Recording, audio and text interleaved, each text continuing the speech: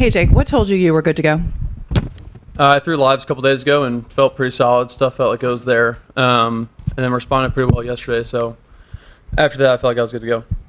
You obviously played in those lives and faced some hitters, but it hasn't been a game situation for you in quite some time. Any concern on your part about what it's going to be like getting back out there and whether or not you're going to be sharp?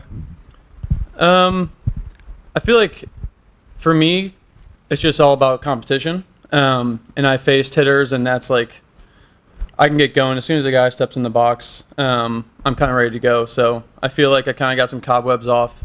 Luckily, I wasn't down for all that long. I only took like 5-6 days off of throwing. So I feel like the ramp up doesn't have to be too long in that case. Other questions? Greg in the second row. Jake, that Seattle game, you had mentioned about guarding against throwing your hardest. Did you feel like the velo was back up to where you needed to be during the live? Yes. Yeah. Yeah, so I was probably 1 or 2 ticks down from where I am in game. And that was kind of my biggest hurdle I wanted to get to, was making sure I had the velo there. Because I don't want to put myself or the team in any position where I'm not throwing my best. Because we got a lot of guys that can get guys out in there, so I want to make sure if I'm going to be ready that I'm ready to go. Go to Eric on the end of the first row. Jake, at any point this year, have you reflected on the alternative universe where you didn't get traded at the end of March from the White Sox to the Yankees and what that would have entailed? Yeah, I mean, my wife and I were actually talking about it. It was just a totally different scenario. Like, if I would have looked back and, like, saw the year and someone would have said this is how it plays out, I would have signed up right away. To be in New York playing for the Yankees in October is a dream for probably almost everyone in baseball. So I'm really excited to kind of feed off the energy tonight and experience it. Go to Ron in the first row. Looking back to the postseason game 3 years ago, did you feel like you had to treat it like any other game or boost the adrenaline or focus, or was it just another game? It's a little bit of a mix. I think you get a little bit more nervous before you go in, but then once you get in there and you like toe the rubber and you see the guy in the box, it ends up it's the same game. And that's kind of how I treat it, is that it's the same game, not any bigger.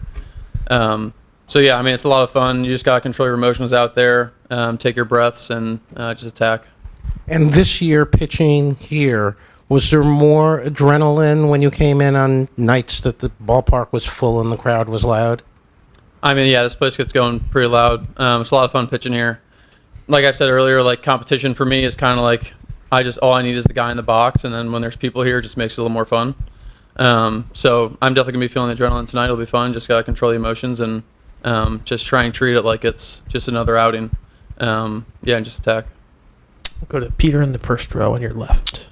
Hey, just what do you think it is that allowed you to build the trust, to carve out such an important role in this bullpen over the course of the season? I think it's just feedback from coaching staff, being on a team that you're comfortable. The guys in the clubhouse are great. We all got each other's backs. And so I think like the combination of those two things and just kind of building confidence from having some good outings and just kind of stacking them on top of each other has just kind of built like a comfort level to kind of allow yourself to go for it.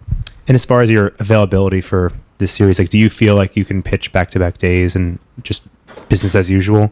Yeah, I think that was a big reason. Like, we wanted to throw live, and luckily I didn't take that much time off, so I can just be full go. And like, luckily with the scheduling in this first series, like, we're playing three games in 6 days, so you won't really have to go back to back until like the back half of the series at that point, and I'll be built up even more to where it'd be pretty normal. Questions in this third row here. Just following up on what Eric asked you, you said you talked to your wife about the alternate reality of being on the White Sox. I'm wondering if you and Tim Hill have laughed about it at all. Like, can you appreciate the reality that two of the most important guys in a playoff bullpen were on a 121 loss team in spring training? Yeah, I mean, it's one of those things, like, it's a blessing to be in the big leagues regardless of where you are. I didn't make the team, he did, so he had a little bit more of like a in the trenches there.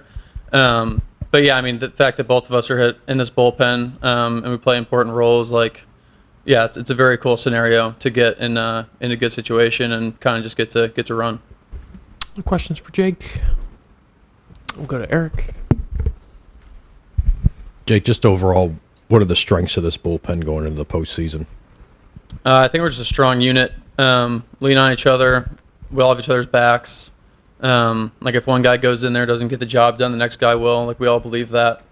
We got a lot of swing and miss stuff. We got soft contact. We can match up well with left and right. So I think we've been trusting each other all year, and I think it's just what we're gonna continue doing. Go to Ron in the first row. What adjustments do you have to make, if any, when you're pitching on a second or third day in a row, or 4 out of 5? It's not really like in game. There's no just like difference. A lot of times when you get out there and the adrenaline hits, like you don't really feel any different. If anything, it's just like in your pregame work, like maybe you'll not throw as many balls in warm-ups, or you'll get a little bit more work in the training room, or just kind of monitor like your workload. But in terms of like once you're in the game, like it's all go 100%. Do you notice any difference in your pitches when that happens? Not really. Maybe over the course of like a few months of like heavy workload, like it kind of labors on you, but in a short spurt, I think you can kind of manage it. Anything else for Jake? We'll go back to the third row. Jake, we've already seen in a couple of the series where managers have quicker hooks on starting pitchers in playoff games than usual. Does that change anything in the bullpen guys on guard earlier in games than maybe in the regular season? Yeah, I mean, it's a little different brand of baseball. I think like guys might just be a little more. I mean, obviously it's playoffs, so people can be a lot more locked in. I mean, from pitch one.